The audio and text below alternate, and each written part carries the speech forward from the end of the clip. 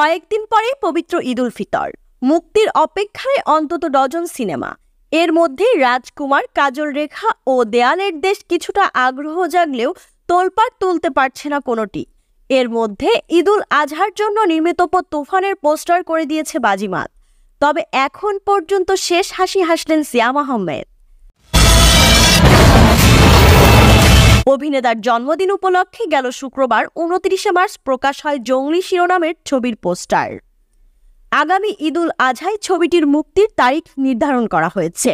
গত বছরের অক্টোবরে মুজিব একটি জাতির রূপকার সিনেমায় ক্যামিও রোল নিয়ে সর্বশেষ পর্দায় হাজির হন সিয়াম আহমেদ।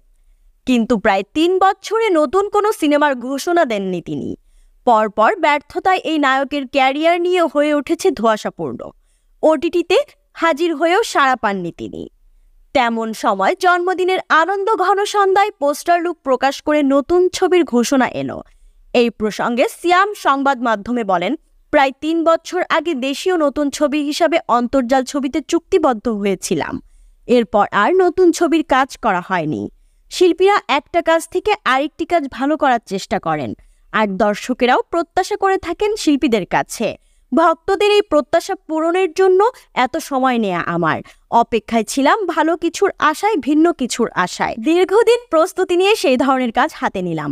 এমন আনন্দের সংবাদটি আমার জন্মদিনে সবার সঙ্গে ভাগাভাগি করলাম। জঙ্গলি ছবির পরিচালক এম রাহিম। তার প্রথম সিনেমা শান, এর নায়ক ছিলেন সিয়াম।